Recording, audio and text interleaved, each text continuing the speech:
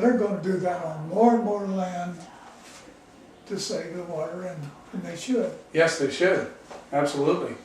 We've been doing that up here for years. Yeah. Yeah, so, yeah, that's probably a big part of it. Of all your wines that you make here at Powersville, what is your favorite? Oh, that's hard to say. Right now, well, I guess if I had to say overall, it'd be Cabernet, but I tell you, Jose has got so good. This Chardonnay he's made this year, I like it really well. Yeah, it's very good. And I've always been a big Riesling fan because I liked Riesling before any of the others. Yeah, well, I love Riesling myself. I think, Washington Riesling is some of the best in the world. Well, you just aren't ready for Cabernet till after you had a few years in the Riesling side. It's got to have a leader Yeah. to get there.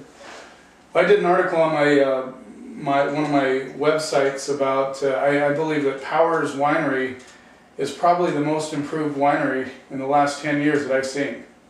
Just the quality, consistency is amazing. Well, Jose has got a real natural deal. Mm-hmm. I mean, here's a kid come out here to work, minimum wage. I think he is 17, 16 or 17. And he's just worked into it. He's been with you about 20 years, hasn't he? Yeah. And he worked No, on... he's been here more than 20 even. I think maybe 22 or 23. Okay. That's a long time. Yeah. Yeah. And he worked his way into the winemaker role. Yeah.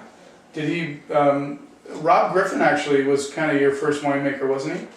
Rob? Yeah, Rob made his own wine here the year I got into the wine deal, I have to tell you that story again. Yeah. I guess we were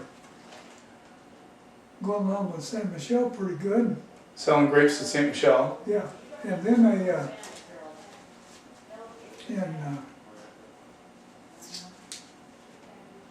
it must have been 80, 89, they come out and said, hey, we kind of told you wrong when I had you plant this Riesling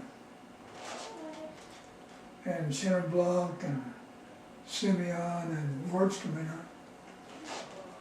We just start selling, but we want your Chardonnay, and you got a contract, but we're only going to pay $150 a ton for those. With the Chardonnay, it was 600 and something.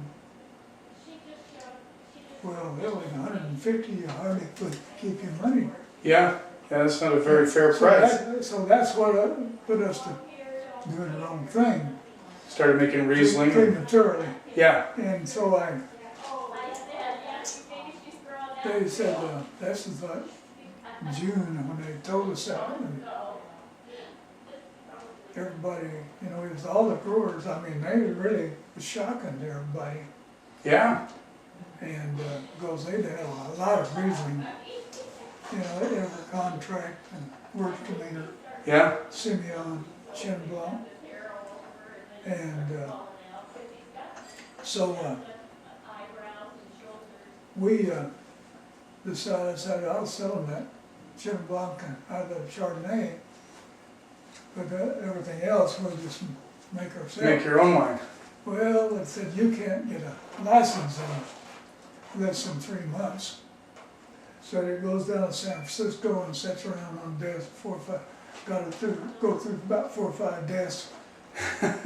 So this was August when I said we just do it ourselves.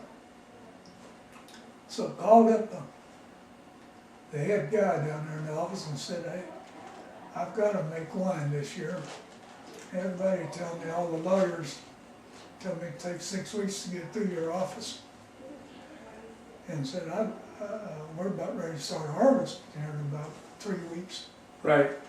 And I said, could you get me through? And he says, yep, you send her down.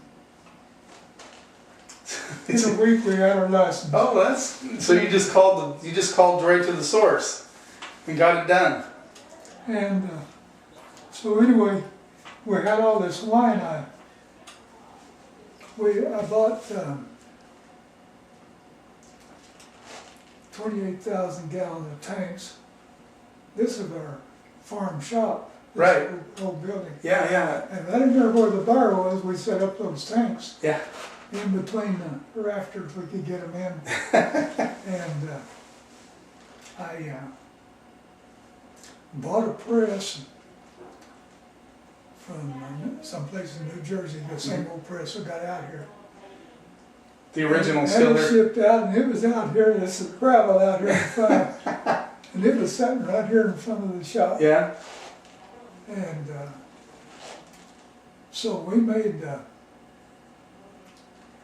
we picked up a crusher, an old crusher that the fella had, and used it, and we made our grapes right there and pressed them and put them in the tanks. Well, then after that we had, what the hell are we gonna do with them? And so I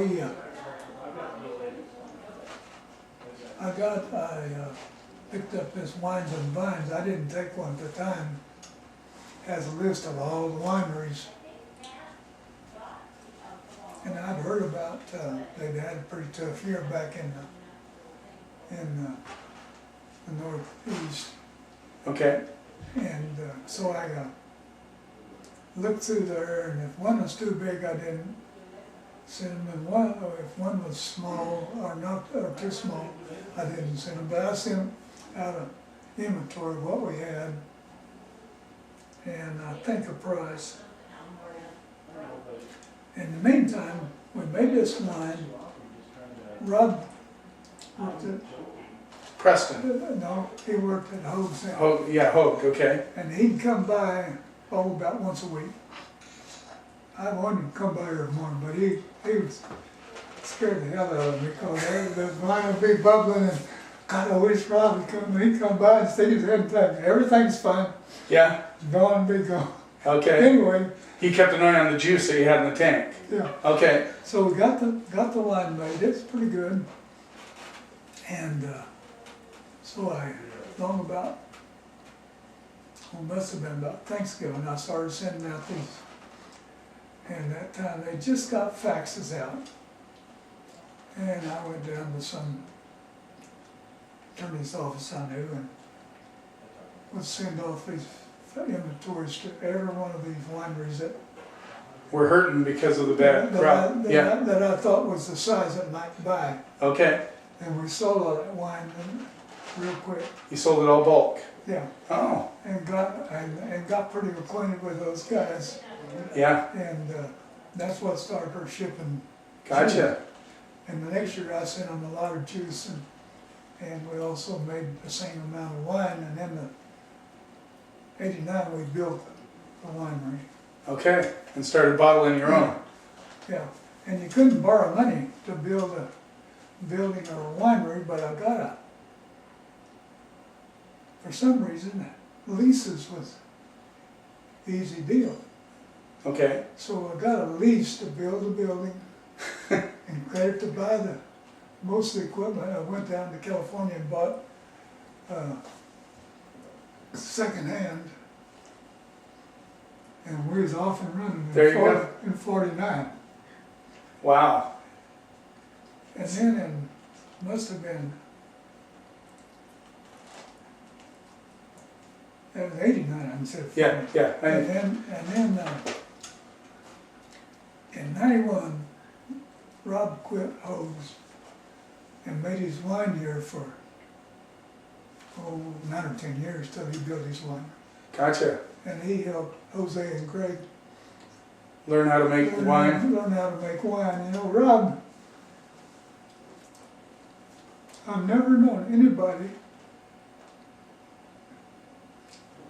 could take a sip of wine and analyze it so well. He can- Rob's good at that, huh? oh, he is the best. Yeah. He has got a sense of flavor, and then he knows how to verbalize. And he can tell you what he tastes. Well, hell, I was thinking that, but I didn't know what to say. Yeah. You know, you can taste it yourself when, Yeah. when he explained it. Mm-hmm. And he's a genius, no question. Yeah. Yeah. I like Rob's a really good guy. Yeah. I like him a lot. I got to do one of these with him. But he's more shy than you are, Bill. But you sound like you're. I mean. He's a great friend and a great man. Yes, yes. Well, and you are too. I mean, you've. I mean, obviously you are a big thinker because the way you got your winery started and how you did it, it's amazing. And you know, I'm not going to keep here much longer. I really appreciate you taking the time to talk with me, Bill. Thank you. And for you viewers, this guy's amazing. He's a pioneer in Washington winemaking, and I feel it's a great privilege to be able to sit here and talk with him about his winery and how he got started and the direction you're going. By the way, do you think there's a varietal coming on that will be big for Washington other than Cab and Merlot? And do you see a varietal coming on the scene that might? Not really. Not really, Malbec? But I haven't read up on too lately. You know, Paul Shampoo has got a half acre down there of grape that the University of Minnesota put out for cold weather Okay. growing it. It seemed kind of different. It was colored up and getting ripe about 3 weeks before our other red wines. Oh, really? And Charlie Office took it. I'm not sure what last year was the first year they picked grapes. Okay. Do you know which varietal it is? I've forgotten. Okay. But you think that might be one that? Well, it might have a place, you know. Yeah. It's hard to say. Charlie was making a wine out of it. Yeah. Well, Charlie's Charlie's the top. Yeah, he is. I like Charlie a lot. He's a good guy. Well, thank you, Bill. Yeah. I appreciate you taking the time to talk with me. Amazing guy. Thanks for everything. Thanks for the great wines, too. Yeah. Well, Cheers. you're welcome. Yeah. Cheers, you guys, and thanks for watching. Catch you later.